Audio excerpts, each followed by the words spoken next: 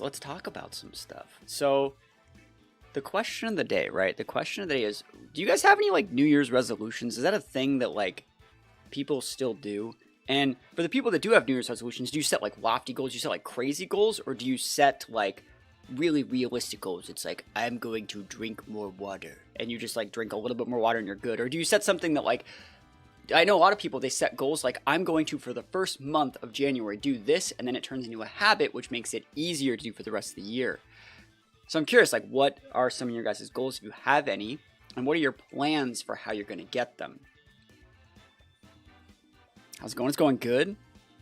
Don't call us bucketheads. That's an Andy Milonakis joke out here? Holy moly. That's the Andy Milonakis joke in the year 2025. That show was funny back in the day. Like, going back and watching it now, it's so bad. But it was funny. It was like game-changing television back in like 2007. 2 no-shows in Spiller. There's a lot of other tournaments going on today right now. That's probably why I have a lot of no-shows. I think Victor Red's going on today. Yeah, I used to watch Andy Milonakis. That was a funny show. Yeah, so like I was looking at making some New Year's resolutions, and I was looking at what a lot of the community has done for the New Year's resolutions. I've seen a lot of people like day 2 regionals, win regionals, like top cut worlds, and it's always funny when you see the people say like top cut worlds in like their New Year's resolutions when they've never like top cut a regional. It's like, how are you even gonna get to worlds, homie? Like, let alone top cut it. Like, where's this like confidence coming from? Is it ignorance? Is it confidence? I have no idea. You say partaking in dry January. Is that a thing people do? Maybe I should like no soda January. I think I could do that. I mean, obviously dry January as well, but just like I already do that, so it's like extra dry. But yeah, I think it's always funny when you see people have like crazy goals, and so I'm definitely the type of person that I like to set what I believe are manageable goals that aren't going to crush me if they don't happen. That also make it so like if I had to hit these goals within the last like 3 months of the year, I think I still could, right? You need to sleep more. Hey, you know what? I went to bed last night and I slept in till 6 in the morning, which is late for me. I slept in the bed until 6 in the morning. That's late, like, and it's a weekend, like, you know. Goals get 1,400 on Short Investor. There you go, yeah. Beat acid reflux. I'm lucky I don't have anything like that. Yeah, I don't have any sort of things like that. But yeah, I slept until 6 in the morning. That's a sleep in for me. So yeah, what I did was I went and I made some goals. I posted these on Twitter, and I've actually done a really good job the past like 3 months of not using Twitter. I don't know how that like happened. I remember like, let's see, it's January. Around October, I realized that like I don't really like using Twitter that often. I don't get anything out of it, and like 99.9% of the things you're gonna see on there are gonna be like bickering, right? So what I do now is like if I ever need to use Twitter, like I found this rental code on Twitter. There's a few people who I'll go check in on, right? On like just a completely alt account I have that only follows like a couple people that like share useful information. I found this because Adit retweeted it. It's another like really cool VGC player. And so I've just been using like less and less Twitter. I might open it just to see if I have any notifications, which I usually don't because I'm not using it. And that's it. Like, I don't need to post every day. I don't need to share content. Like, social media is just like not as much of my thing. Even on like Instagram, like I like my Instagram feed. I have a lot of music stuff on there. So I just haven't really been using Twitter that often. But I decided to post this on there. Some New Year's resolutions, if you will. And that's them right there. So 2025 New Year's resolutions. I'd like to hit 50,000 subscribers on my main YouTube channel. I think I'd like to do that. So I dove off Twitter and now I just follow a handful on Blue Sky. That works. Yeah, I mean, I still don't have Blue Sky. I actually really liked Threads. I liked it as a social media platform, but now it's like all bots. It's kind of weird. Yeah, I don't really do the meme scrolling. I'm not that guy. Like, there's always new stuff to learn, right? So instead of just scrolling, I would much rather like find a topic and then like scour the internet for the information myself, if that makes any sense. Sometimes I want to get rid of socials, but not some. Deleted Instagram last year, some in the past too. That's fair. I mean, that's completely fair. That would be a good New Year's resolution for some people. But yeah, I want to hit 50,000 on my main YouTube channel. And currently that channel is at 43,312. Do we think this is a realistic goal? Right? Do we as a community think this is like a realistic goal? To get 7,000-esque subs in like a year. Considering I've had this channel for like 20 years. Not 20 years. I'm gonna had this channel. Like 15 years, 14 years, and I've only gotten 50. I don't know if I can. And the question is like, if we want to hit that many subs, what do we have to do to get those subs? So this is where I'm asking you guys. We're talking about this before we get into the games. Obviously, we're going to play some games. YouTube ain't 20 yet. It's almost 20, though. It's almost 20. So I'm usually double fisting you. For instance, I have you next to a YouTube vid on news. Okay. Subathon. On YouTube? I don't think that's not a thing, right? Does it need to be realistic? Alright, that's a really good thing. You say, does a goal need to be realistic? Okay. If a goal is unrealistic and you don't have the right... So the thing is, setting realistic goals, and if you don't know where you're shooting, if you just want to say, I want more subs, or if you say, like, I want 100,000 subs, or I want to be Mr. Beast, or whatever. If you set something so out of whack that you can't actually materialize it and make a plan to get there, you're not going to get there, right? So, like, for example, if I need to hit 7,000 subs, that's X amount of subs per month. That's these months have these game releases, have these meta changes. Like, I can actually, if I need to hit 7,000 subs, I can make plans for, this is the format, these are the videos I need to make, these are when I need to make tier lists, these are when I need to make my guides, this is the announcement of the next format, these are the teams I need to make, these, you see, I can actually plan it all out and say there are actual expectations to be met to measure the progress to actually see if you hit it within a year. There's a lot more stuff involved. You say not calling your goals unrealistic. No, I think these are realistic goals. That's why I'm asking. I'm asking you guys if you think they're realistic. I don't think it's worth going for things that are unrealistic. Depending on if you can't materialize it and actually like put a plan into action, like you're not. All right, this is a good example. I used to do. Would it be worth it to do a collab with your singles channel? The singles channel is all my viewers already, so collabing with itself would only grow the singles channel if I wanted to do that, but that's a whole other thing. I guess like I was in JROTC when I was in high school, right? And our teacher, our colonel, right? He always said this. Whenever colonel would ask you a question, and he's like, hey, how you doing today? And you'd say, if you were to say good, he'd say, well, how do you measure good, right? Is this good? Is this good? And he would do that like every time. Anyone ever said good, he wants people to be specific. And I think YouTube and hitting goals on YouTube is the exact same way. You can't just say you want more or you want it to be better. You gotta be really specific in the things that you want to know what tools and resources you need to gather to get them. And I think that's, and there's nothing wrong with saying like, I want to do better at something. But if you want to do better, you think you would put a little bit of effort into seeing like how much better you want to be. And I think that where I am with like my stage in my life, like if I was just a kid and I just wanted to like do YouTube and like have fun and I had the time to like goof around and mess around and find out, like that's one thing I could say like I just want to do YouTube, it's fun. But like this is my job, like I have to make this, you know, a little bit better. Anyways, you're fighting for your bags and channels. It can be stressful, but if we consider that all work is stressful, at least you're on your own boss to an extent and can control what games you play to an extent. Yeah, that's the idea, right? So back to the question, right? Is 7,000 subs in a year possible? And what goals what plans do we need to take to get there? Meant to say, overly lofty or extreme, but I don't want to bog down the stream with pseudo-psychological debate. You can. That's like the reason why I'm asking. Like, I want, like, if, I think there's nothing wrong with lofty goals, but I'm also someone that, like, when I go to a regional, right, you don't build your team to win the regional. You don't do that.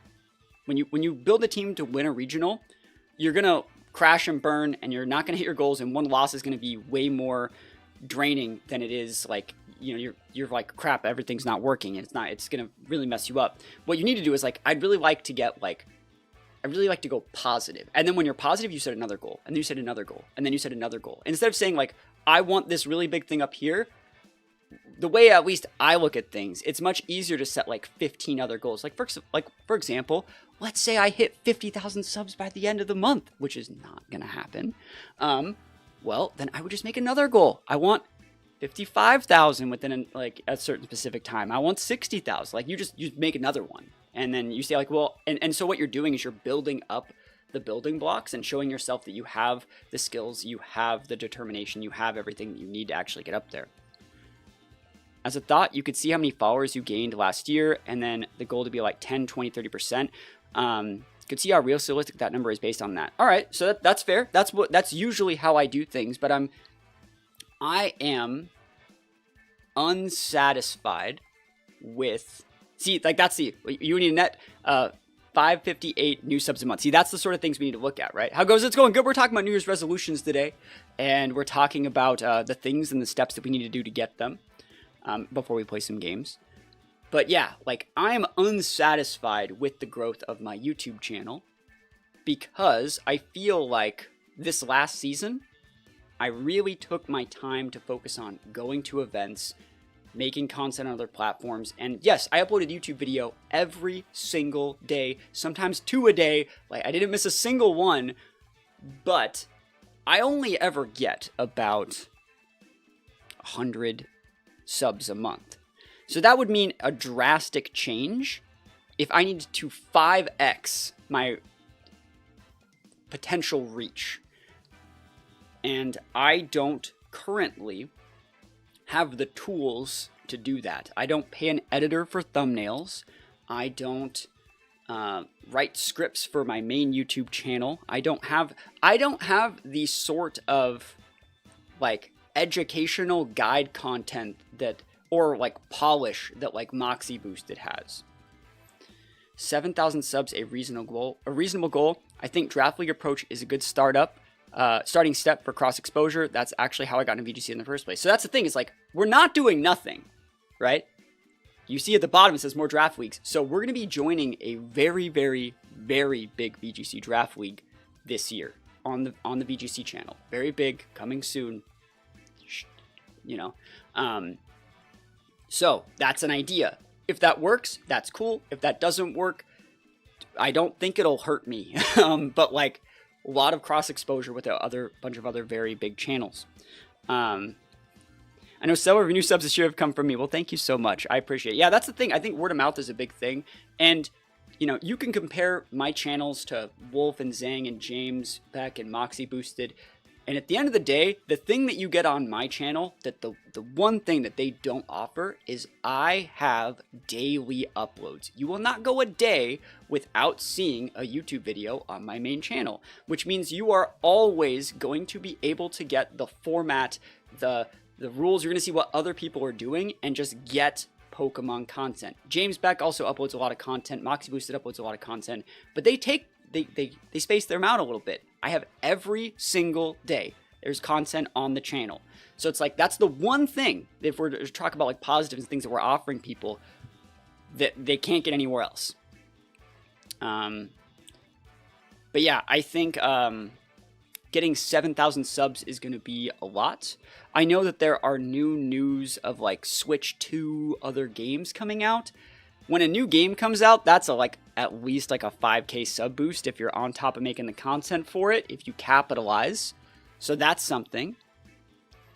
You educate with your own team builds versus just using rentals built by others. That's a great niche for learning players wanting to team build better. I agree. I think that's something that we do that a lot of people don't. Today we're using a rental, but like, yeah, we do a lot of team building and stuff like that, and team fixing, and show people how to take a team and take it to the next level and optimize it for like a, you know, actual like tournament play and stuff like that.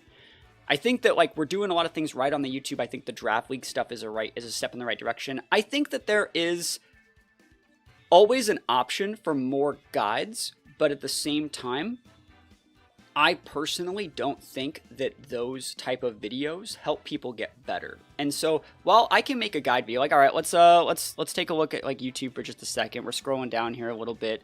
There's this video right here, which you can see my Reg G like guide video, Reg G tier list video did better than like a lot of my other videos. It did about twice as good as all the other ones. And it's long and it got like good views, great retention rate. It's good. It's obviously better than the other videos around it, right? I don't necessarily think that tier list videos help people get better. I don't. And so like I can make that content and it will get views. But if the goal is to help people, I think it's a low-hanging fruit. What's the overall thesis of your channel at this point? Would having high viewership move you towards that thesis? That's a good question. I think the thing that I want my channel to do is to help people get better at the game. Agree, they don't make people better, but it draws so many clicks. Yeah, I struggle to find people to play best of 3 at and how to adapt to it. I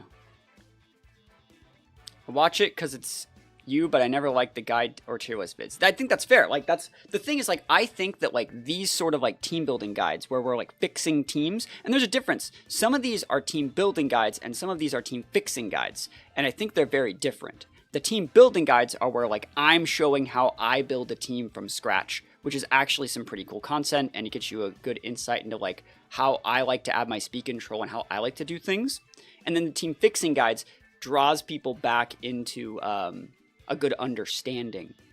But yeah, I don't have like a lot of the like, guys, I edit with fucking Windows Movie Maker 2007. Like, I'm not the tech wizard that a lot of the other YouTubers are for people in like my situation. So I feel like I'm very limited in that sort of resources as well. But yeah, the tier list videos do well on YouTube, but I don't necessarily think they help people. We can obviously make more. I could make that same tier list video every single week with just updated results from tournaments. I could break down just a bunch of different stuff like that, and it would work, right? It would get views. So thank you for the sub. I appreciate you. 36 months. We're gonna talk about Twitch subs as well. Thank you so much for the sub. I appreciate it. We're doing our absolute best over here. Hopefully we're having a good time. 36 months. Is that 3 years? Dang, dude, that's 3 years, bro. Holy moly. Thank you. I feel like your content is top tier, and if you're into competitive Pokemon, but it's not always built for clicks. Yeah, that's the thing, is it's not like optimized for clicks. Something that Wolf does that I wouldn't suggest you be anyone other than yourself is sometimes recap his tournament runs. I've always been interested in seeing a more active video of your tournaments from your perspective. Okay, I have a question for you. How would I do that? I want like an actual answer, because like people ask for that all the time. How would I even do that? Right? You don't understand. Wolf has a camera crew that follows him around the venue and videotapes him and like gets in people's way and videotapes him like playing his games, right? I can't do that. It's also tough because some people really want to learn the more granular stuff like game theory, how to maximize your mon, solid team building principles, but then there's a large segment of viewers that just like seeing ladder cheese and anti-meta. I would say most of my people like seeing the ladder cheese. That's the thing, most people do. Well, yeah, Wolf also has like a whole editing like crew and everything around him, right? I feel like that sort of stuff doesn't like work. And we used to do breakdowns of my runs. Because I take really detailed notes to where like I break down like turn by turn, and I can open up my notes from 10, 15 years ago, and you can see it all play down turn by turn when they send the mons out, which ones get KO'd first. You can read it like a showdown replay. But those videos don't do very well. they just don't do very well. Because again, most of my viewers are.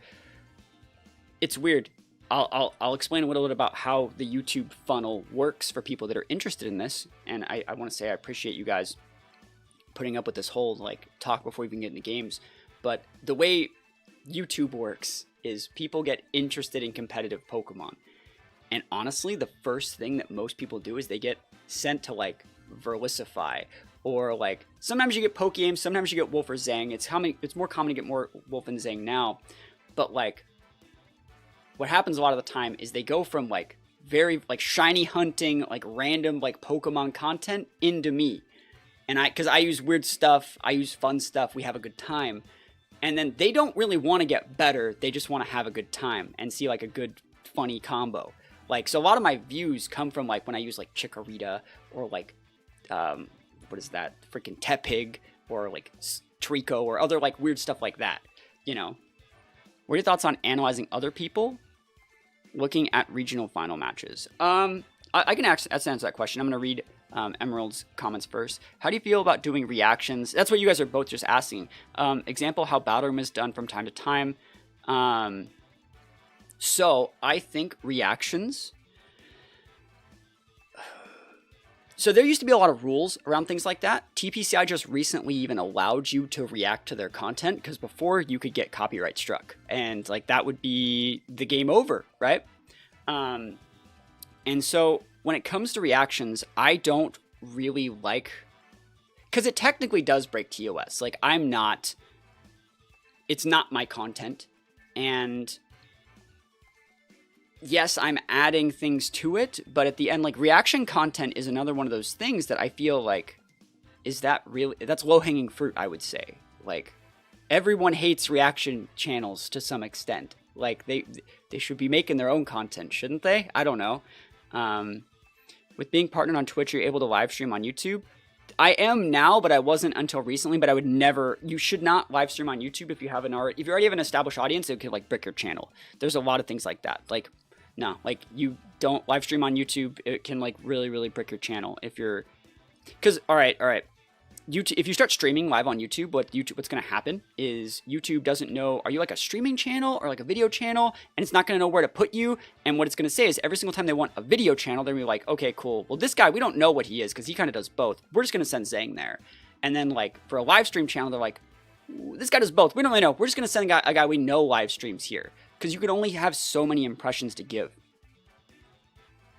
What if you did a series of good team cores for new intermediate and advanced players? That way those new players coming to you for cheese get directed to a proper team comp and they can using it better with. I don't think that would, like... How am I going to word this? Because I don't want to just shoot down your ideas. But, like, we've done that before. It doesn't work. They get, like, no views because... those are very, very specific people that you're targeting, right? Those are competitive VGC players that want improvement, and I'm not someone that people inherently come to for improvement, right? That'd be like you go to watch an Adam Sandler video and he starts breaking down calculus. Like that's not your audience is like, what the fuck is this, you know? And at the same time, I don't think. This is just my opinion, right? We're talking about reaction content, reacting to finals, showing the finals, and then giving people exact like guides and team cores they need to be following. I don't think that people should be listening to like other people tell them how to play Pokemon. A lot of what I do is show you guys examples and challenge you guys to think outside the box. But when I say, when you teach a man to, when you give a man a fish, you feed him for a day. When you teach a man to fish, you give him, when you give him ideas, he can then go figure out other stuff for himself. So I think like reacting to finals is not good. I think you should be taking those L's to the finals team yourself and then figuring out ways to solve it with your own skills. And that's just my like boomer take. I feel like you got to take those L's yourself so you can learn how to solve them yourself, as opposed to like me or Battle Room or Zang, like just spoon feeding you the matchup. Right? Because what happens is when a similar matchup comes up in like 2 years, if you still only know the spoon-fed version, you don't actually know like the mechanics behind how to solve it for yourself. You won't be able to solve yourself out of a different situation when you don't have that crutch to lean on. Yeah.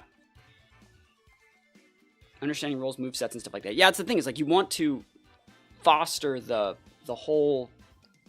You want to actually get them to use their brain for themselves, so they don't need to rely on you to solve their problems. And, you know, I've coached a bunch of different people on Patreon that have gone on to win regionals in some of the lower divisions like juniors and seniors. They've won regionals. I've coached multiple people in masters that have done top cut regionals, multiple day twos. Like, we're obviously doing something right. But at the same time, I don't think there's a way to get this stuff to like translate into better YouTube views. Because I feel like with YouTube, this is just, we're spending so much time on this. I apologize. But this is like an important thing I think that's worth talking about. I've really pigeonholed myself into like a corner where I'm gonna get my like 5,000 views on like a random video, you know, like every video I make is gonna get like 5 to 10K, and that's fine. But like, again, it is fine. There isn't even actually a problem, but like I don't see a way to grow because what I'm doing is appeasing the audience that I have. And if I were to change something, like for example, I really liked this video. I really, really liked it. I had a great time reviewing the old format. It is doing shit. It's going to end up at like a 2K video, which means it's like less than a third as effective as just like a random video, right? When I first started VGC, your how to build team video guides were so crucial for me personally. Yeah, that's the thing is I think that there's so much to learn. You can, if you're a good teacher, you can pull someone up to like the correct level really quick. Within like an hour and a half, you teach them like things that they have to, like bench holds that they have to meet, and you can pull them up to the correct level.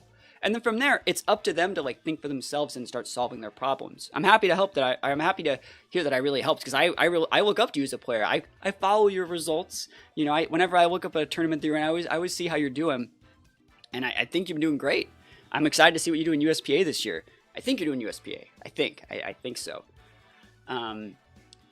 But you know, whenever you, so like I said for this video up here, where I went and took a look at like a different VGC format, and I talked about the history behind it, a bunch of different like popular cores and teams. I kind of built a team, showed my old tech from the day, and played some games. And like I lost like, you know, the goal we're trying to get like 500 something subs a month.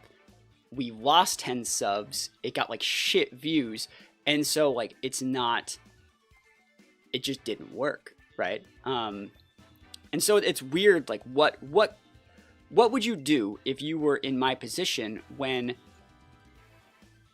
you try different things and they just don't work, and the only thing that works is just ladder videos? Because even like these videos, even like the team fixing videos, they don't do that well, but I think they're important to upload because I think they do a good job of helping people learn the game. And so I'm going to keep doing that. I'm going to keep making like my team fixing videos and my team building videos because I think they're important for people that need those resources. But any sort of like, people were talking about like reviewing tournament runs and reacting to finals and like other sort of content, like those videos like don't work on my channel. Like people just don't click on them. And I don't blame them. Like, if you want this sort of video from me, where it's just like me playing ladder with like a different meme mon and a different meme team, that's fine. You have to remember, like, I'm competing with people like Wolf, Zhang, Moxie Boosted, James Beck, and all of the YouTube platform for views. So when a weird video that isn't exactly what you're looking for comes down your pipeline, I don't blame people for not watching it because like it's not the reason they followed in the first place. What do you think you do better in the videos that get 5 to 10K versus the 2 to 3K? So that's a good question. The 5 to 10K videos are all tournament VODs. So it's us playing in the weekly tournaments and like tier and like different ideas. So like this was like a full guide on like different, I'm not going to say like hacks, because like hacks in Pokemon is a weird word, but like tips that they're things that I do for events that like you wouldn't normally see. And these are hard to make. This video took a lot of like, I probably spent about 40 plus hours doing all the work to make that video. For 4K views is like not worth it, you know? When I can just shit out a Lugia video, you know what I mean? Or like Like Lugia Comfey, 5K views. It's like, you know, we do this shit every day, right? Versus like 40 hours for something that got less views, you know? And this is how YouTube works, you know? I want to say I appreciate you guys talking to me about this. This is important. I'm gonna send the notifications out. I want more people in here talking about this because I just want to be transparent with you guys. Like, it's gonna be a rough year, and I'm not just doing like, how would I word this? I'm not just doing like New Year's resolutions because that's a trendy thing. Like, these are goals that like I need to be able to hit to pay my bills and continue doing this. This isn't just like I want growth, I want better. It's like, no, like the reason why we need these, the 50,000 subscriber goal is something that I want, but the other ones are like all actual things that like bench holds that need to get hit. Otherwise we won't be able to make things work. Been seeing other YouTubers using your Lugia team. Huh. It's not my team. I actually talked with the creator of that team that Top Cut Los Angeles regionals with that. I've talked with them a few times. They're the ones that came up with it. I think I've optimized it and changed it a lot to where like mine is the most popular variant. But they're the ones that created the team. I think I have them linked in a few of the videos where so I was my buddy Josh Diamond he made day 2 at Los Angeles regionals, and his last round of Swiss in day 2, he fought against this Lugia player. And Josh was using a team that like I was mostly like, it was very similar to a team that I used at a previous event. So it was kind of like me fighting this Lugia player, and the Lugia player did like everything right. It was a really cool team, really cool matchup, and I was just like, and Josh ended up winning, but I was like, there's something there. I can fix that. I can fix it. Like, it's very rare that I watch someone play and I'm like, I have ideas, right? That they just weren't giving you credit out of spite. Who's they? I don't know. I don't know what videos, who did it. Like, it depends, because like there is like a rental, I think, but it's possible. Like, I would say Lugia is popular because of me right now, because I'm the only one making content for it.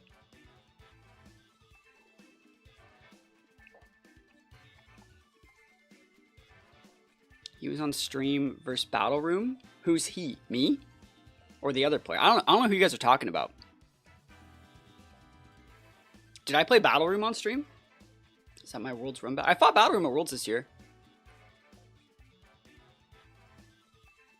Battle Room, I took him to game 3. Colin's always really nice at events too. Joshua. Yeah, Joshua fought Battle Room on stream. Yep, he did.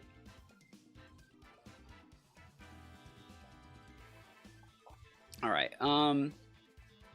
So that's the YouTube goal. I think that 50,000 is possible if they announce a new Pokemon game. And depending on how much content I want to make, I think it's worth.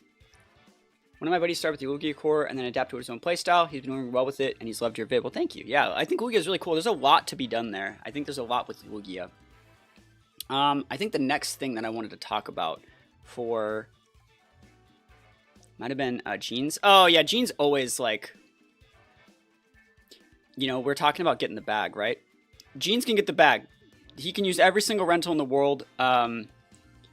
The reason why my rentals are on my Patreon is mostly because of Jeans. And that's because when Jeans uses a rental, it gets a lot of views. He has really good SEO on YouTube.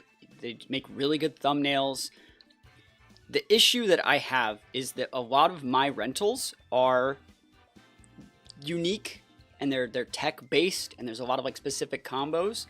And I noticed a lot of situations where when I didn't have my rentals on Patreon, whenever I make a free rental, Jeans will use that rental and they won't play the team the right way, which I had to ask. I had to ask for like credit because they would just use the rentals and not give the credit. And so when they started giving the credit after I had to ask and they played the rentals the wrong way, people then think that I make shit teams because they played the rentals the wrong way. And I personally don't want bad advertising for my rentals. So I just put them behind Patreon. And again, it's nothing against Jeans. They play a lot of different teams. They can do whatever they want. But like, I don't want people playing my rentals incorrectly and then saying like, and then getting mad that like the rental didn't work and then like blaming me when like they can't play it correctly. So it's like, No, I'm good. Like, that's literally it, you know. Right, I'm not wrong for that. So I think that's completely fair, you know. But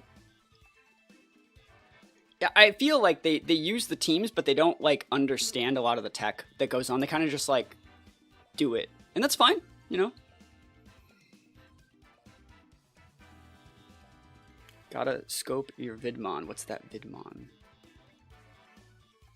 I don't know what that means. A lot of the thought goes into deeper cut teams. I had similar issue when I built a team for Pokesports, but he didn't play it the way I needed it to be played, even though I gave a team report. That's the thing, is like, so when we do like the Patreon team fixings, like I ask people a lot of the time for like, tell me what the team does. I'm going to read the report, and then I do my best when whenever I do things, I like to play the team like as intended, the way that they say, and I will force the tech that they say they're trying to test.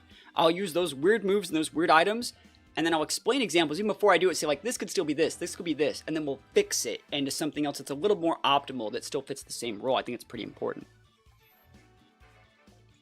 Yeah, he just doesn't have the same scope of Pokemon knowledge other players do. That's the thing, is like, he's not a pro player, he's a content creator. Like, I think another thing about like the internet is people think you have to be like pro, perfect, all the time, amazing. There's nothing wrong with just being a content creator. Jeans is really good at making content, like the thumbnails, the SEO, all that is great. They do a great job of featuring the teams, which is why they can still hang with all the people who have like the gift for the game, you know? But I try my best when I make like team fixing guides to try to like actually I try my best to get inside the thought process of the person that submitted the team. And if we take L's, like, that's fine. I think Pokesports makes really unique teams as well. And the benefit they have is that Raze is like really good at the game too. They're both good. And the good thing they have going for them is that there's two of them that have like different ways to do it. But yeah, I mean, that's just, I think I would get, also, by the way, I want to say this. I would hit 50,000. I want to let you guys know. I would hit 50,000 if I just included rentals in all my vids. I would do it. I would hit the 50K if I included rentals in all my vids. The issue, this is the issue. How would I word this? If I included rentals in all my vids, I couldn't actually do that and maintain it, because you need to have, you can only host 5 rentals at a time. You can only host 5 at a time, right?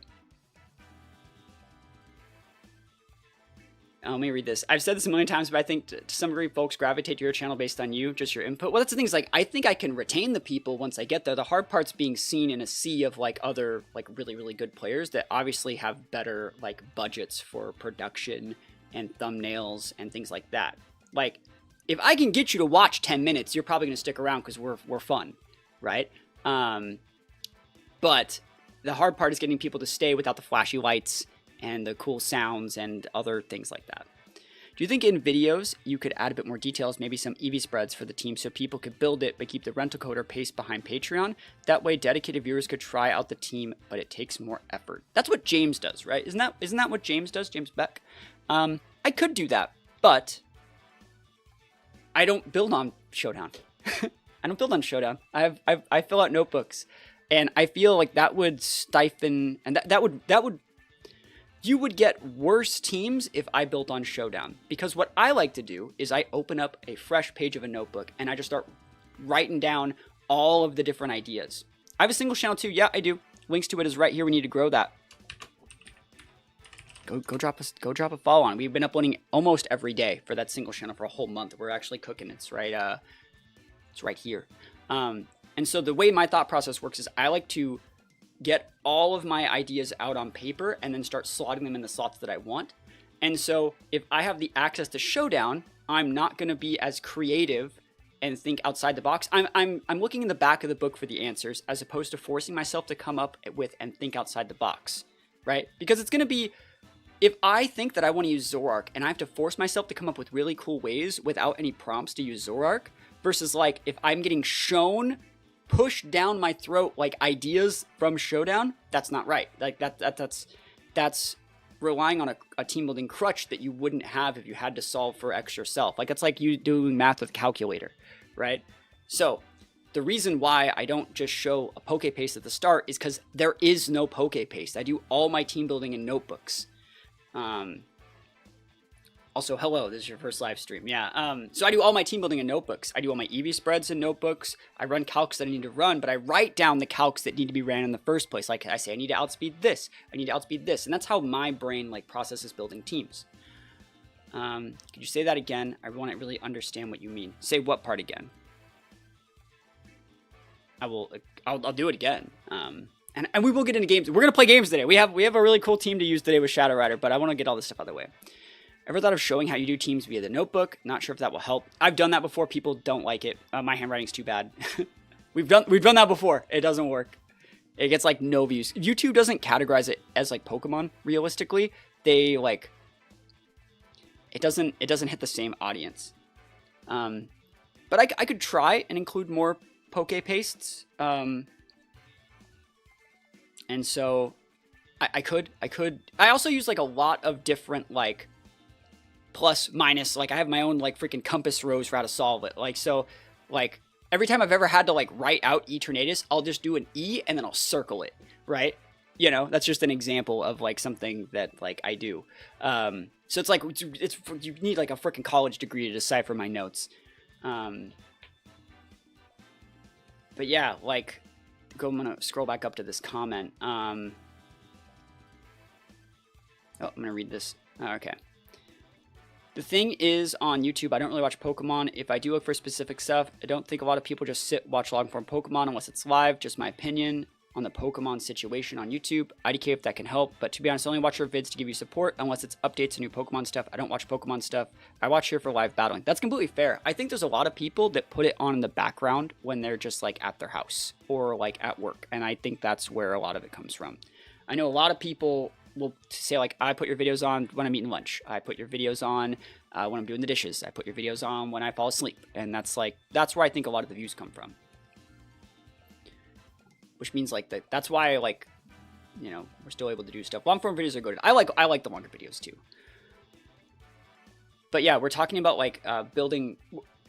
The problem with like not having rentals for every single video is we do everything legit. We do everything legit here, right? So you can only host 5 rentals at a time. I can't gen all the teams. I can't host it on a million different other things. I have to like message my moderators and like do like hour, sometimes 2-hour long trade sessions with them to trade over my teams, get them to host them, then trade the mons back. And like, it's complicated when you add like, you know, Ice Riders and Shadow Riders, but you can't trade Shadow Rider. You have to defuse it and then refuse it and then re-PP max. And it's like, it's so much work just hosting rentals. And for someone that makes videos every single day, I can't make a rental because like by the end of the week, I already have to get rid of that rental, which means anyone that watches that video after the first 3 days, they're like, hey, this rental doesn't work. We tried that for a little bit. And basically my comment section was just, this rental doesn't work. This rental doesn't work. This rental doesn't work. Could you show the spreads in game? I know it's not exact, but it could at least show us what is or isn't 252. That is definitely something that we could do. That is a positive band-aid to the situation that I think would help. Yes, I could do that. Digimon channel link, please. I will send it. Yeah, Digimon channel gaming. Yep, right there. Go check it out. We uploaded a video this morning. But yeah, that's good. I can do that. We've actually been doing that in the newest videos. We've been breaking down and showing the EV spreads for whenever we use other people's rentals, we just break down. That is a good idea. So we can just do that. I can just say like, hey, it's full speed, you know? And then like maybe like briefly explain like, hey, this spread just lets you outspeed Torn if you have a -1 or +1, you know, like easy peasy. I guess I could do that. The thing is though, maybe this doesn't work on new players, but like usually if you were just to watch the game, I'm going to explain the EV spread if it matters. Other than that, you can just assume it's probably 252, but I can try and show the EV spreads. That's fair. Yeah. So I think that's enough talk about the main YouTube channel.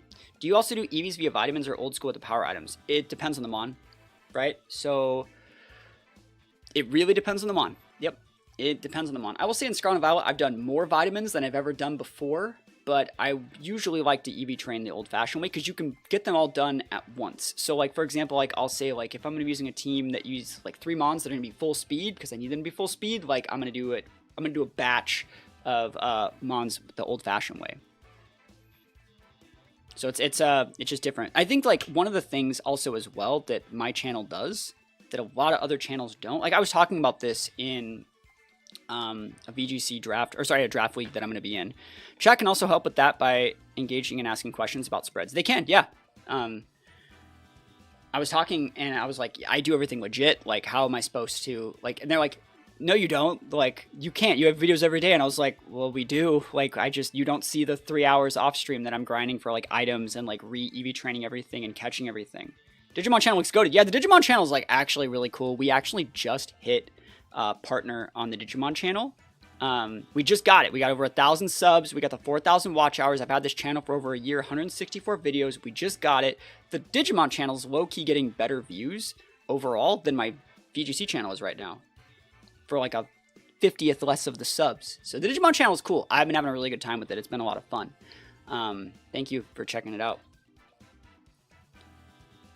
Your stuff's legit for sure. Yeah, like we try to be legit as possible when we make all of our Pokemon, you know? The thumbnail quality sure helps. On the Digimon channel, yeah, the thumbnails have been good. How's the skateboard channel? I have like a month's worth of videos that are going to be uploaded probably once the weather starts getting a little bit better. But, yeah. So that's how it works. I can manage the grind for the legit Mons. I think for some of the leagues, I think I'm going to be in some team leagues and draft leagues that we're going to have to, you know, use a bot for something, but it's going to be really obvious and it's completely fine on the singles channel this year. But that's going to be on the singles channel.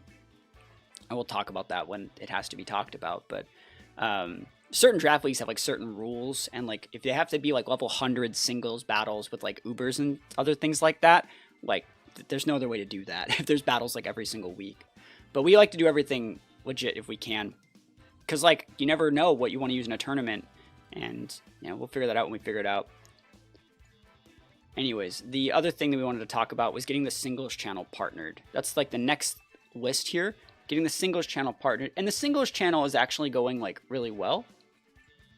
The spreads depend on what you think their opponent's using, and the changes every week. Yeah, like you have, like, it's the level 100 that's the problem, I think. For, like, I don't think there's a problem with doing that stuff for Draft League. I don't see a problem with it. I don't even know how to do it. That's like, how pure am I? Like, I was in talk, and they're like, you just gotta use the bot. And I was like, I have no clue how to use that thing. Like, they're like, it's a trade bot. I was like, I can't, I don't know how to do it. It's like, you mean you can't just catch this, you know? But, yeah, the singles channel is going really well. I'll leave a link to it right here in case anyone wants to drop a sub on it.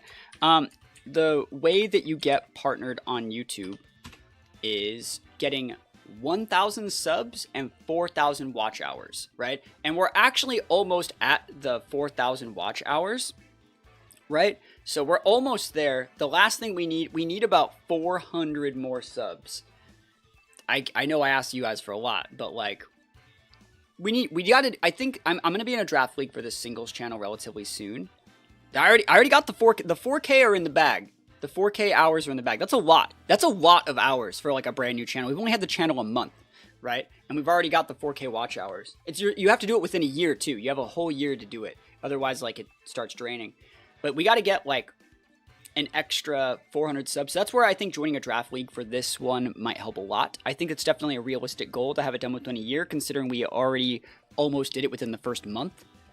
But that's just the goal. And I think one of the reasons why we're so serious about hitting our goals and stuff like that this year is because if I can get the Digimon channels partnered, if I can get the singles channel partner, that's going to offload a lot of the burden financially from the things like the Twitch and the Patreon, because it's going to just give me additional revenue sources to where I can put the burden on YouTube, not on like the people that want to support through the other services, right? So it takes it makes my life less stressful, and it makes the people that want to support not have to shell out as much and just get to enjoy the content. And so I think it makes everyone better if we can make YouTube pay for ads and stuff like that, as opposed to just like actual subscription services. So that's why we need to get it done. Also, like we were talking about how on like the main VGC channel, this video like shit the bed, right? Really bad the other day. And so like, if I have a bad day on the VGC channel, I could have a good day on the singles channel, and it can like make up for it somehow. So yeah, I like the singles channel, and thanks to Fargo that we even started it in the first place. So we've been working really, really hard on it. I've been doing videos every other day. I'm going to try and do 3 to 4 a week now, because after the doctor's appointment, they said like I needed to chill. And so I can't do 20 videos a week, guys. But like, yeah, it'd be really nice to get that thing partnered. The Digimon channel is another one that just recently got partnered we were talking about. I think the thumbnails are really good. I've been having a good time making it. I really enjoy VPET content, and, you know, it's going to sound weird to talk about on, like, a Pokemon channel, but, like, I like Digimon more than Pokemon. I've always liked Digimon more than Pokemon. I think the Digimon, like, series and the universe and how, like, evolution works is, like, I just like that more. So it's cool to make content that I like, and also to start getting like paid for. It's going to be really cool. I'm really excited to do that. So I want to say thank you to everyone that's so supporting that channel over the last year. You know, I like the Digimon TCG. It's my favorite TCG right now. I really like VPETs. Like, you guys don't see it, but like I have VPETs going like at all times. Like, that's just this is the hobby that I do that I like the most for me. Pokemon's fine, but like I like the competitive aspects of Digimon more, and VPETs and stuff like that. I feel it's a much more personal experience. Like, for example, like I get nothing out of like training up a Pokemon in game, but like if you train up like a Digimon, you have to like clean it, care for it, like get the right amount of like stats to like Digivolve into a specific thing. Like, imagine if you're like leveling up a Charmander, and if like you didn't EV train it correctly, it didn't evolve into Charmeleon. I think it's really cool that you have to like EV train them specifically to get the right thing. And so you build up like you build up that like sweat equity with each thing. Like, there is competitive. Yeah, there's a lot of, so like you can do competitive VPETs. We did the Vital Bracelet for like 2 years. We hit rank 1 in a couple tournaments. Like, there's a lot of fun stuff. Like, there's a lot of different things to gauge from other competitive like RPGs, and like Digimon has a lot of them. So yeah, I'm the Digimon channel already is the check mark. We hit it like 2 days ago. So we already did that. The next thing that we wanted to talk about was the Twitch subs. And the way that I'm looking at the Twitch subs is weird. The way that I'm looking at this is I'd like to reach a very specific amount of money made this year to where I can, like, you know, for those guys that know, streamers pay their taxes, like they pay it quarterly, but like when I get my Twitch check and my YouTube checks, like they don't take out taxes. So instead of like getting money back in like March and April, you actually have to pay like 10, 15 grand, which is a lot, right? And so if I want to be able to pay all my bills and pay all my taxes and manage all of my resources and things like that, I need to be getting like an extra, you know, I would say about $300-esque a month. And so I can do that. I could get a part-time job, I guess, like, you know, even though like I literally work full-time doing all the things that I'm doing. I could do that, you know, maybe I could do something. I could take some freelance work. I could, what you're supposed to do if you're someone that's me is you take sponsorships. Like, I'm supposed to sell out for Raid Shadow Legends and other things like that. If you pay taxes, how are you going to be able to afford entry fees? Oh, not even you start on entry fees. Those things are ridiculous. But you're supposed to like sell out and do Ridge Wallet and NordVPN and Raid Shadow Legends. I get those things every day. I think one of the benefits of my content is I don't do those things. And so, yeah, I don't want to sell out. And so I'd like to remain comfortable to where I can actually look at and make the content that I want, I'd like to be getting about $300 more a month, which it sounds like a lot because it is a lot. And I want to be able to try to make the content that can get those sort of, you know, that sort of revenue going in those directions. Maddie says, I might check out the Digimon channel. I used to collect the cards as a kid, but never actually played anything with it. Yeah, I have a lot of like actually pack openings and Digimon TCG stuff over there if you want to check it out. Just don't sell it to Raid Shadow Legends. You're all good. They've been in my DMs so many times. How about a Digimon sponsorship? Well, it's like, what kind of sponsorship? Like, I don't really like taking those sort of things because I think it's a slippery slope. You don't ever see me sponsor something that, like, I really already used. But I don't know. I feel like this is how I feel regarding sponsorships. If a company's going to pay you to do a sponsorship, like let's use Raid Shadow Legends. If they're going to pay you to do Raid Shadow Legends, that means that, like, the money that they're losing making you do that is more effective. Like, I guess, how do I word this? I feel like you're being taken advantage of by these companies whenever you do a sponsorship. You are, in some way or another, because, like, the fact that they're taking that time and their effort to pay you to do that means it's more effective for them to do that than to just advertise in YouTube ads. And that means you have something that they don't, that they're willing to pay for, which means realistically, people that take those ads should be charging those companies way, way, way more because they have a resource that those companies can't get otherwise. And I'm not going to play 20 questions with these companies.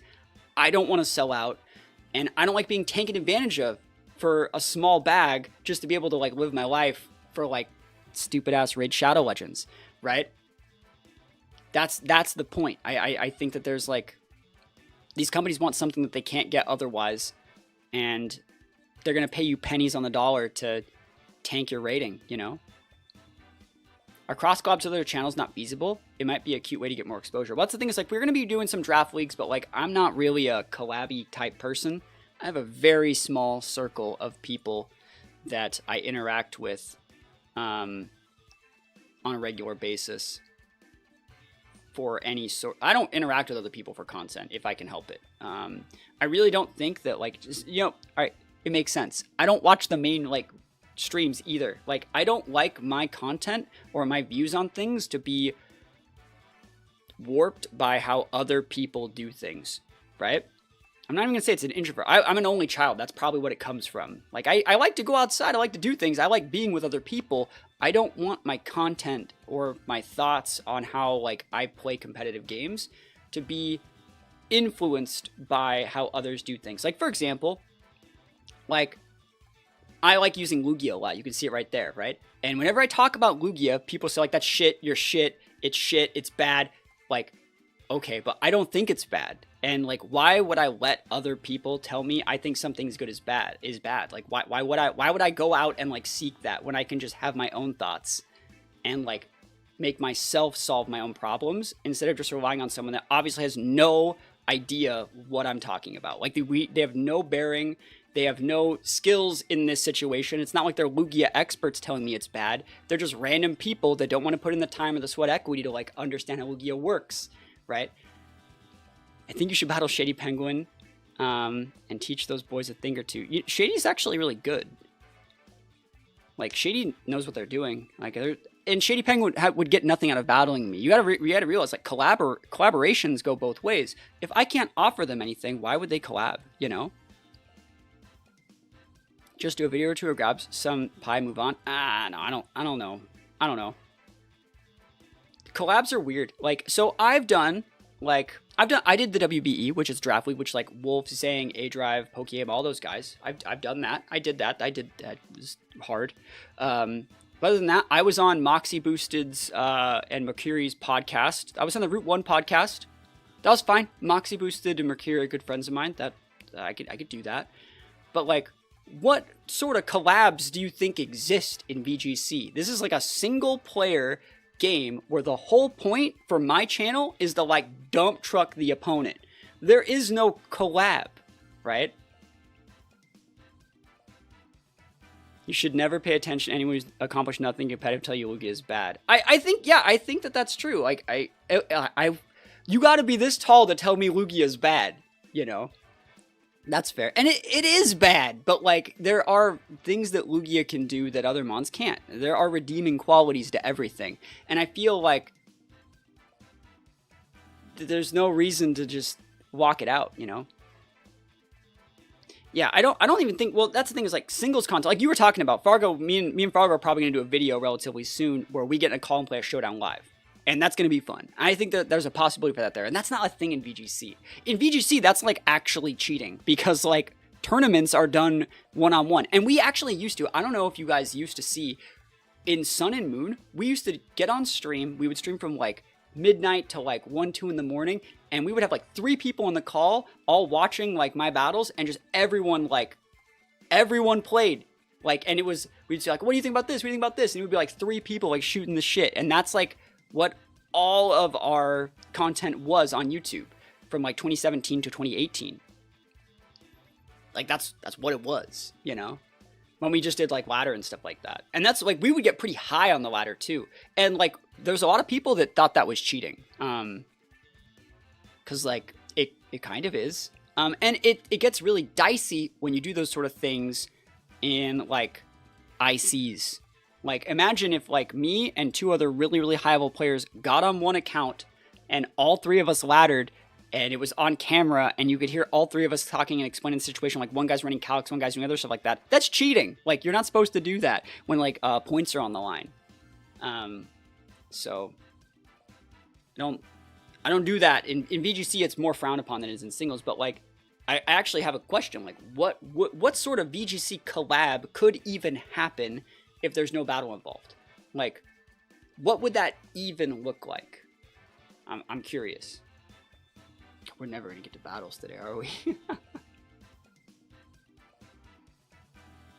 Yeah, so we're gonna be in a draft league starting up in like a month. But like, you know, people are saying just collab. You gotta think like, who could I collab with as one of the bigger VGC channels as well? Because like, you know, let's talk about it. Like, if I were to collab with...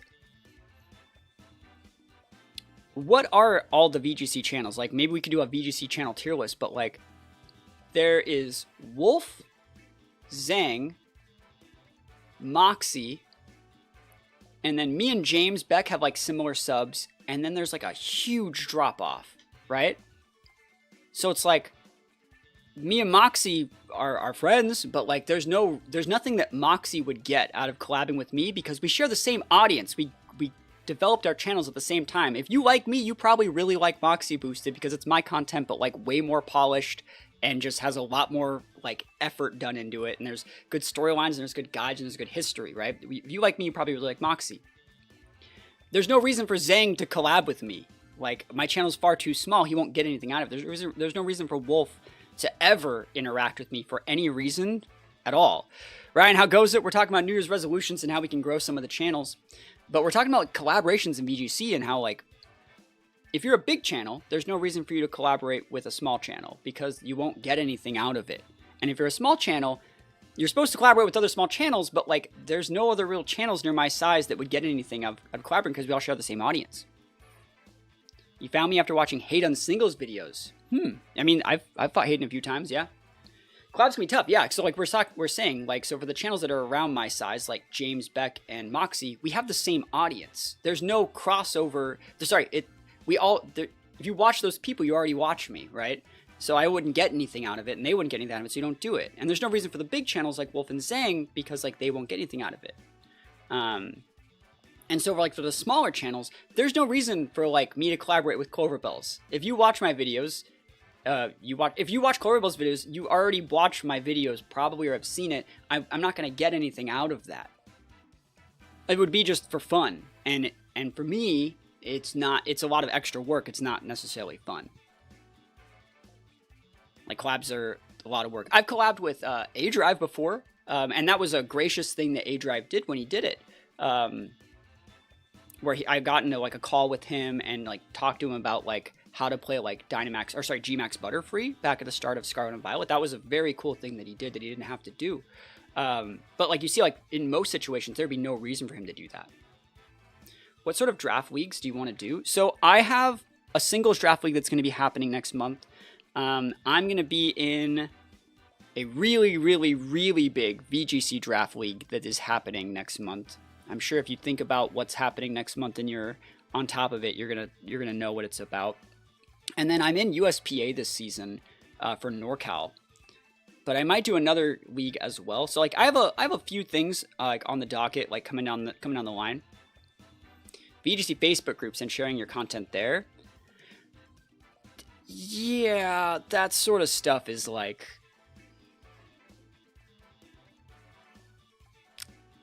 I don't know, man. Facebook groups are like a whole other like audience. Like, I don't know. I don't even want those sort of people watching my videos.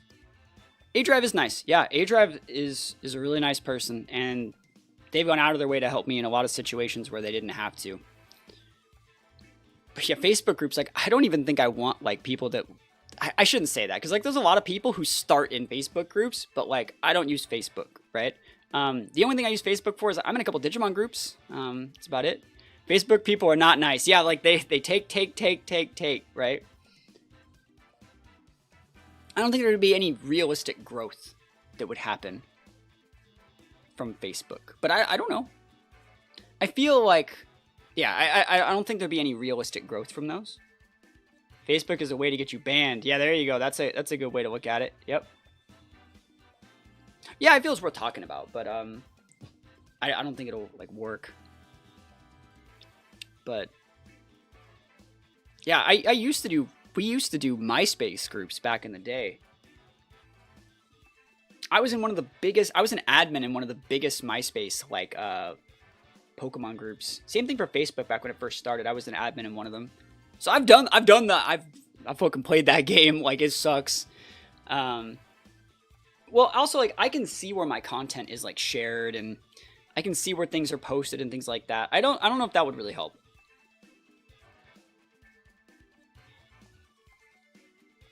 Is there anything worthwhile on Reddit? There's a lot of rules against self-promoting on Reddit, but there is like a humongous audience. I'm not a big Reddit guy. You know, you would think that, like, I think a lot of people are big Reddit people, but whatever it is about Reddit, I missed the train.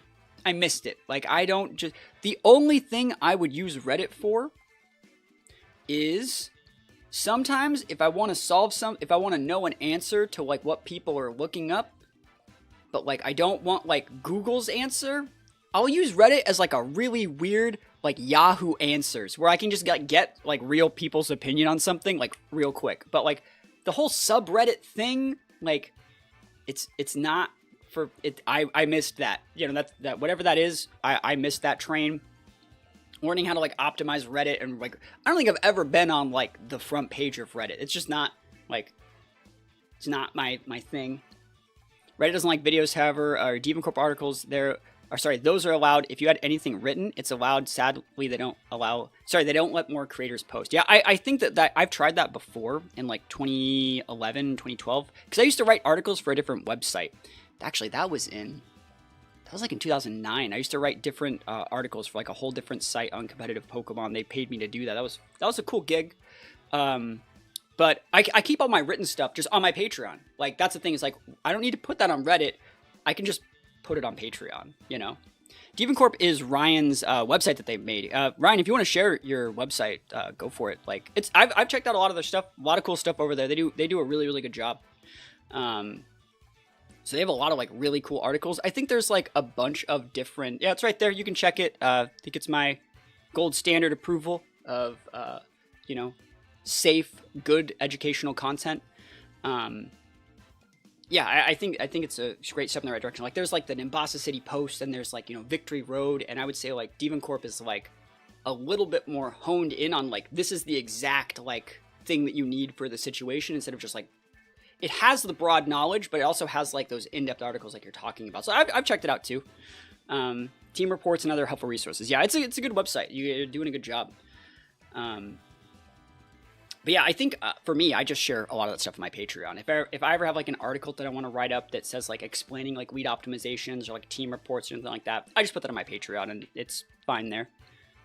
But Reddit I probably could optimize Reddit more, but I just don't, you know? So yeah, Reddit could be working though. We're gonna play some battles, and I promise we're gonna play some battles. Let me check one thing. All right.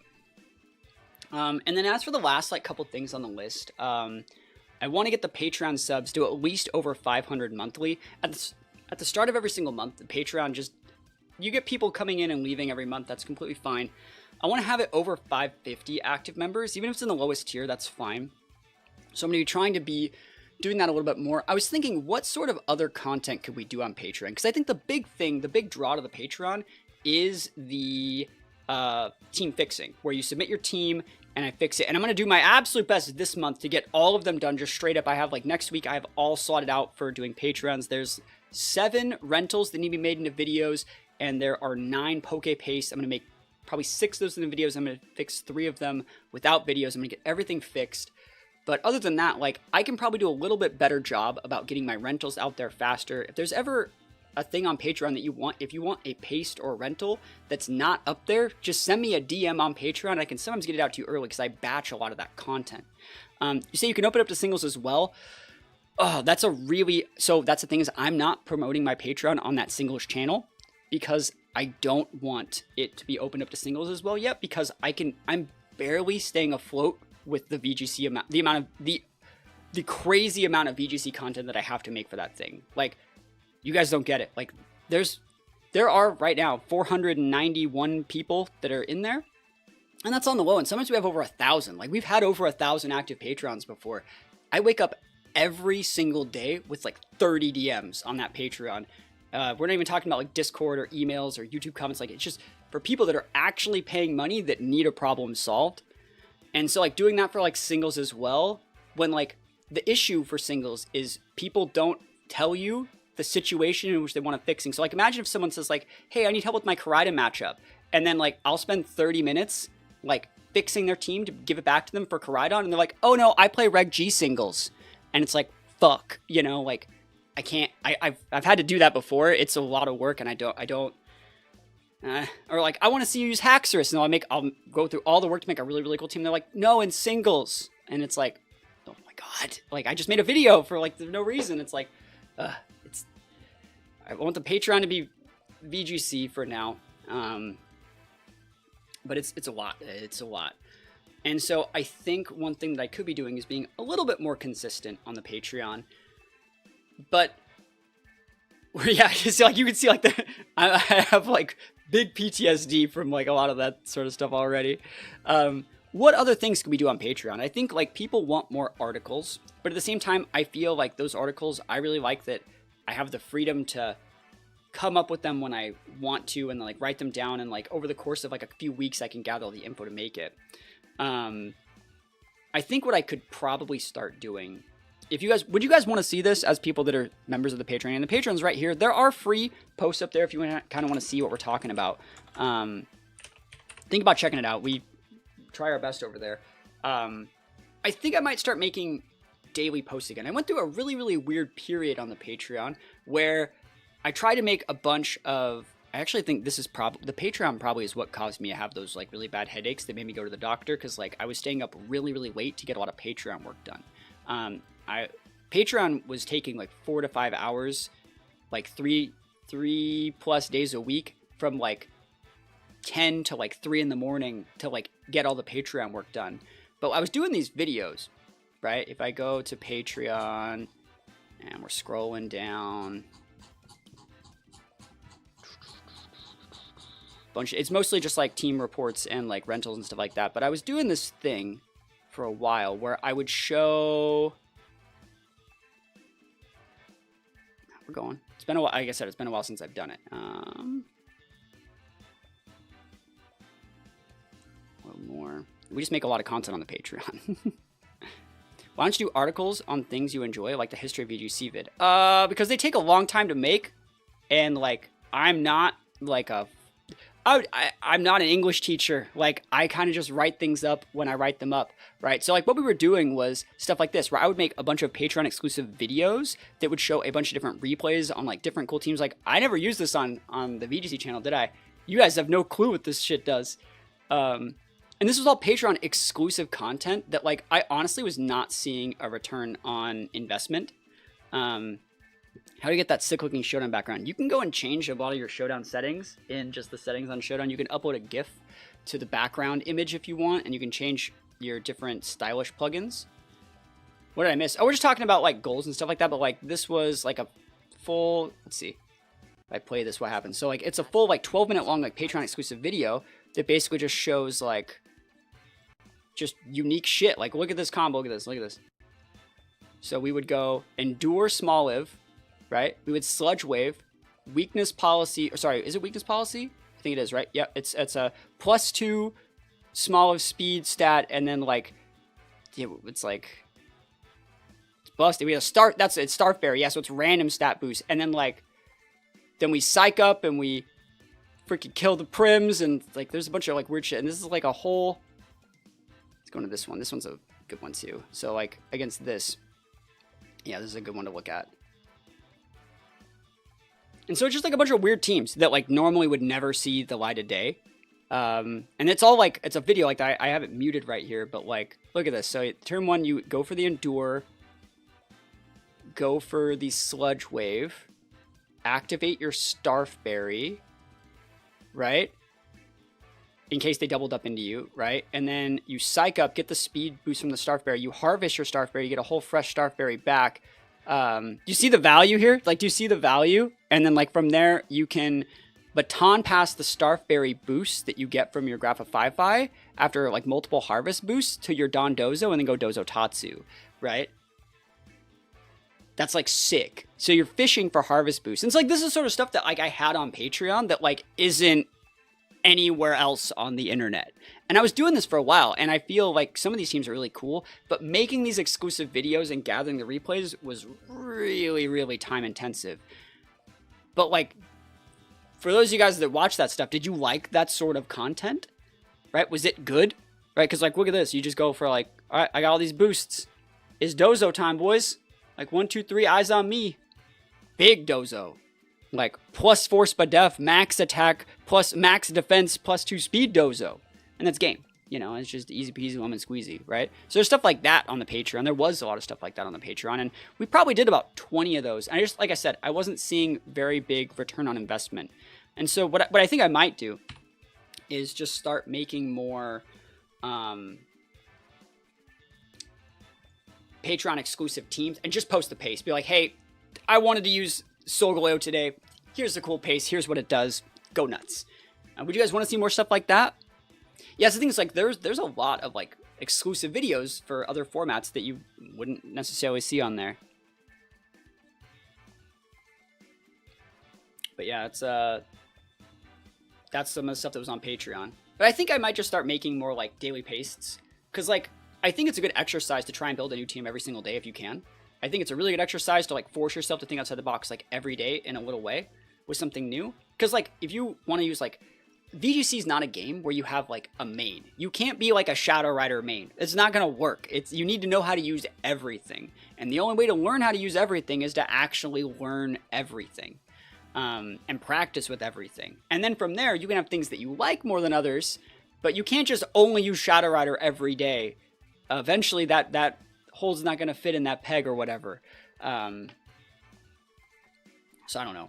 I might start making more just like random pastes. But the goal is to get the Patreon to an average of at least 550 active members, which is 59 more people. So I don't know what we can do. Like, what would you do if you were in my position and you had to get more people to the Patreon? Jack, thank you so much for stopping by. I appreciate it. Yeah, sorry, we're just talking about like random, YouTuber crap today. So we're doing a stock for New Year's resolutions before we play some games. But thank you so much for stopping by. What would you do if you were in my position and you had to get people to leave the platforms like Twitch and YouTube to go to another platform and support you financially? What would you do? I tried that with every restricted, but I'm too new to actually figure it out, which is where I ran into your restricted tier list and have enjoyed your content and your breakdowns. Well, thank you so much. Yeah, there's nothing wrong with like going and like consuming that sort of content to have a little bit of a guide to see like, because I think in the restricted tier list, what I did was I tried my best to give a good example of how the mons are played to give you a good head start and recommend like common partners. Yeah, what would you do? What would you do if you had to get more people going to a website to support you financially? Even though I think what I do is I try to make my Patreon a resource that is worth the $2 payment. Right? The lowest tier, you get the rentals that I show on YouTube. You get early access to the tournament so you know what days and times they're going to be. You get access to the team submission post. And I think that that's worth $2. There could be more. There could be other things like that. I'd ask people who are already in that position and not the viewers. What do you mean? You ask our people who are already in that position. I'm curious, like what can you elaborate that? The cool thing is, if like, I'd like to get the Patreon to $5.50, which would be if I got $52 tier people, that's the same as actually 2 max tier members. So like I could just get a little bit more coaching. I think people are mostly interested in rental codes. I think they are too. And I really do plan, now that like the new year's over, the format starting on the 6th, I'm going to be a lot better on getting my rentals posted, because right now there's 2 more rentals in the queue that have to get posted. I have a Lugia team and a Kali I team, but like we need to get the Mewtwo team up there. I have a lot more rentals coming down the pipeline, so I need to be better about that. I joined for team fixing and stayed for the resources. Happy to hear it. I think the reminders in YouTube videos to subscribe, like, and check out the Patreon where the rentals are remind people that these actions exist, and they're more likely to take that action. I would agree. I'm already doing that though. That's the thing. As a Patreon member, I wholeheartedly believe it's worth every penny. That's the thing, is I think that it's worth at least the $2 price tag. If you're someone that wants to get better at VGC, this is just my thoughts. Like, all right, let's compare VGC to like other hobbies. We could compare it to chess. We could compare it to other video games. There are ways for those other video games and those other platforms. Chess, you can pay for chess.com. Other video games, there's like loot boxes, skins, other things. There are things, if you want to get better and spend money to get better, there are ways to like pay money to get better. And in VGC, we actually have a big hole for people that have like $5 and want to get better, right? Which is why the Patreon is there, you know?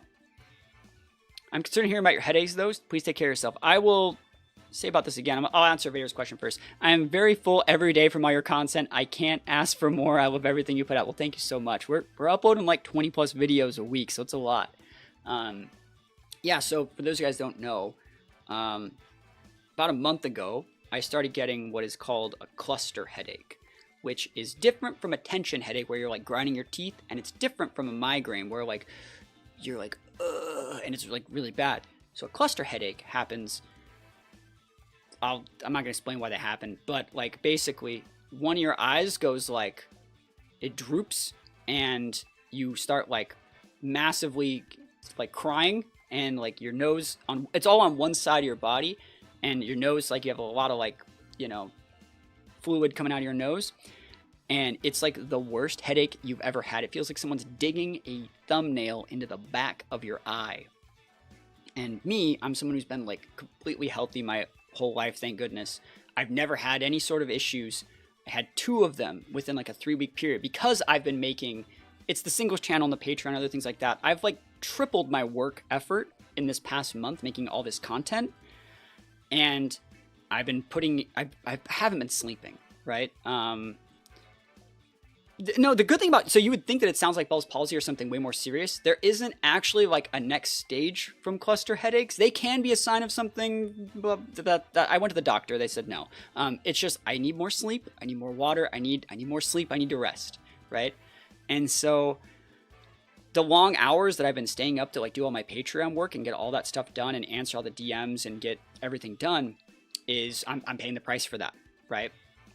And so I went to the doctor and they confirmed that they are the cluster headaches, which are actually like pretty rare. That's not like a thing that people get. Like, I would say I have a low pain tolerance. I don't like being in pain, but like when you get one of these headaches, you're on the ground, like holding your head in the fetal position. Like it is so painful. You can't like not deal with it. And they last for anywhere between like a half an hour to like 2 or 3 hours, and then they're gone.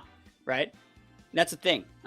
So trying to do my best to sleep more, trying to do my best to stress a little bit less, which is why one of the reasons why I'm not going to that many regionals this season. And hopefully everything gets better. The whole point is to make them happen less frequently until we can actually find out the thing that's causing it. But I think it's just staying up too late and working too late, looking at screens too much, things like that. So yeah, it's a serious thing. Like I had to go to the doctor for it, you know. But hopefully things get under control and we can make sure it's not happening. That's why I'm not wearing my glasses as well. I'm trying to see if that has anything to do with it. Chronic pain, it's so hard to describe at times. Yeah, and I'm not someone who's ever had to deal with that or describe it. So, like, you know, the first time something went wrong, I'm like, doctor, you know, let's go. Like, we're going to the doctor. Like, this is a serious thing. I had to wake my wife up and be like, hey, like, I'm not all right, you know. Again, it should be fine. There are different things you can do to treat it. You can get oxygen. There's some sort of, like, medications you can take if you had to. For me, though, I stay up too late. I get up too early. You know, I don't want to be like that toxic, like, grind set, but, like, I work too hard, which is, I don't know how to explain, like,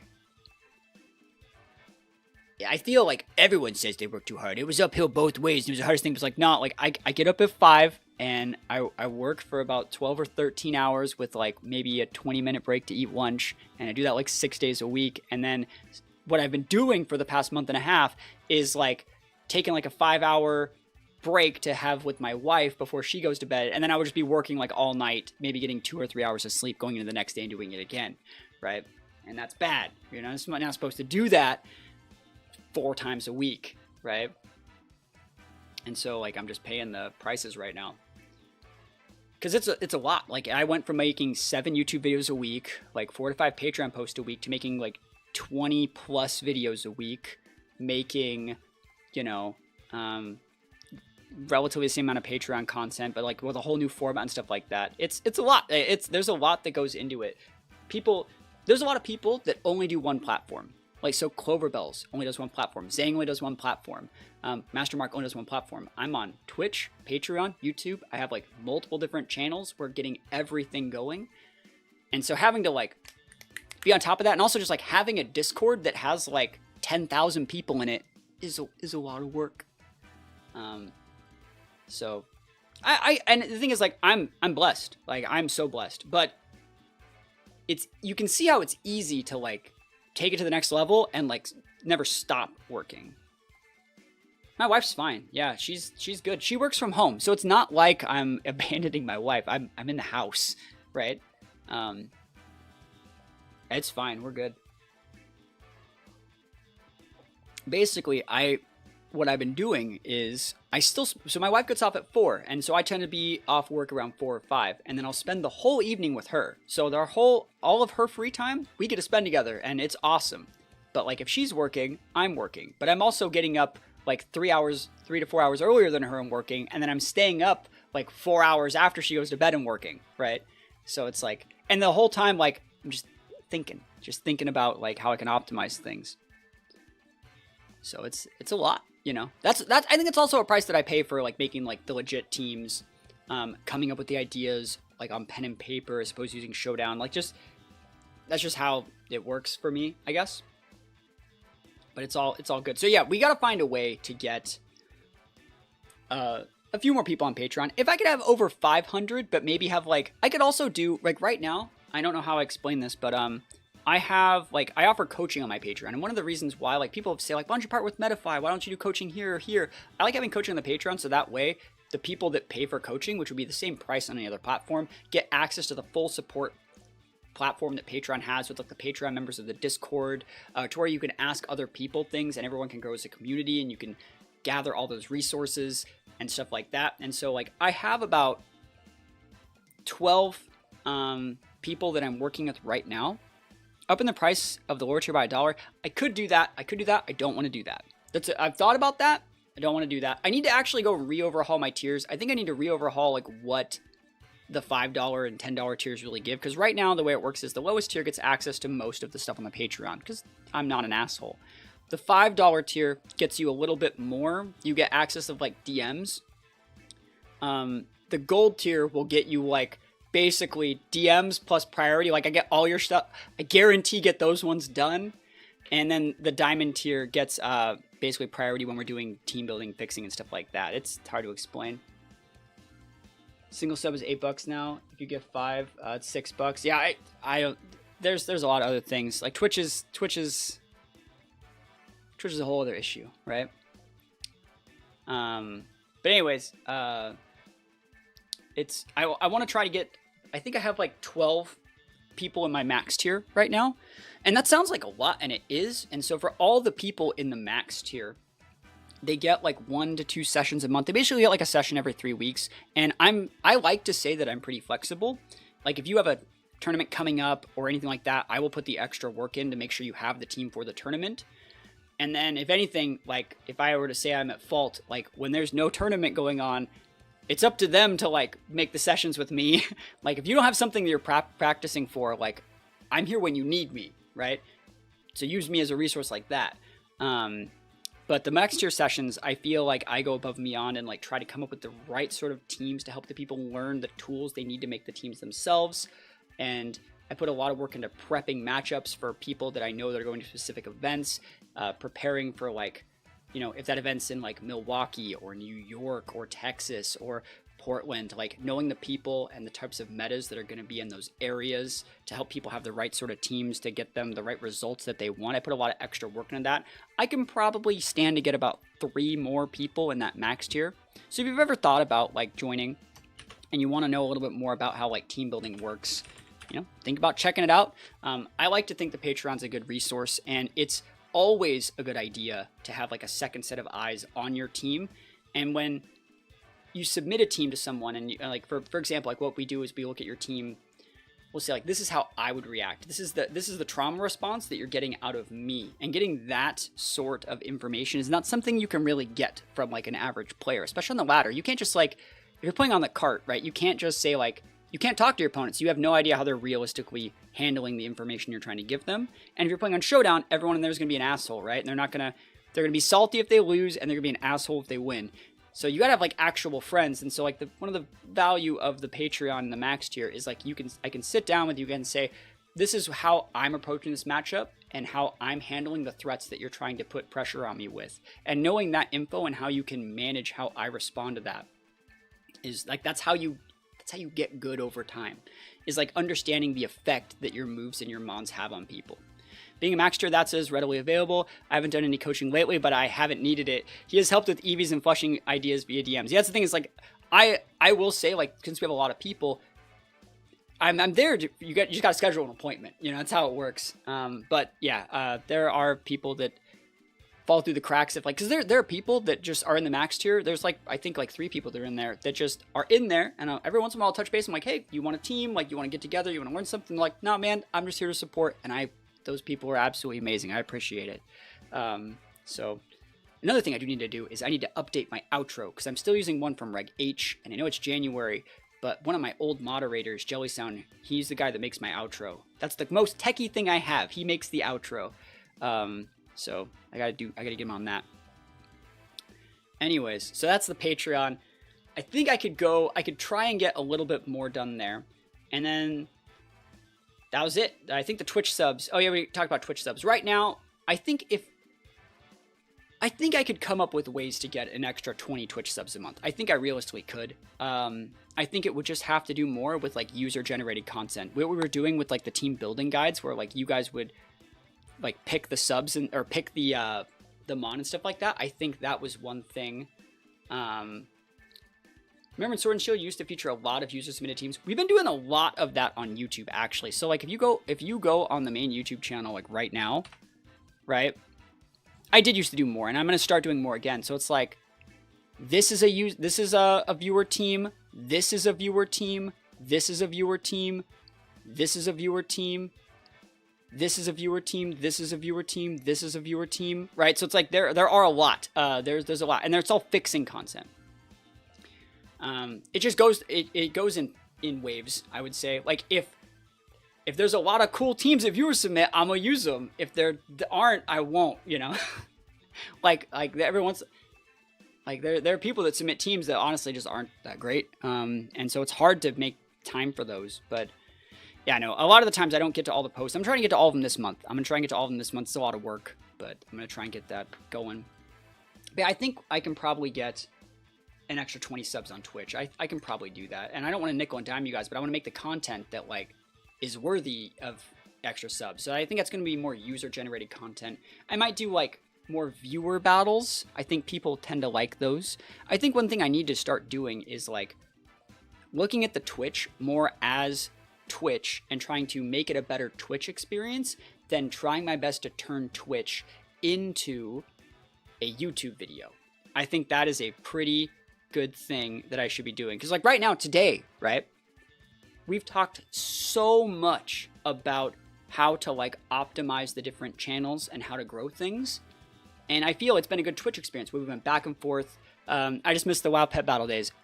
I did not like the, what is that? I did not like Dragonflight, whatever that expansion was. I didn't like it. I didn't want to play it. We're taking a break from WoW probably until I get a better PC, honestly. My PC was about to shit the bed, so. But I feel like we made a pretty cool Twitch stream to where we had like a good discussion. We had good viewership. We haven't even like started really playing VGC yet because you guys get to get a good insight into how I'm handling all these things. Heck, I could probably make this into a video, but it wouldn't get any views, right? Would you look over draft teams? For example, I show you my opponent's team and my planned team. I do that. All right, I do that in the max tier. And there are like 3 people in my max tier that exclusively use me for draft content. And that I will do it. I will do it. It is those are the most pain in the ass ones that I have, but I do it, right? Because the issue there is like people like me, they make me learn a whole other format. And then like I do their draft for them and it's a lot more work, but I do it. Maybe like a unique move series, like feature a Pokemon with unique moves for a while. I did that in 2022. And what happens is, what I did was I would feature like a unique move or like unique mon. Here's a 2025. Thank you so much, yo. Appreciate the subs, yo. Thank you for the game in the tournament the other day as well. Thank you so much. I appreciate it. Happy to have you here. Thank you for the kind words.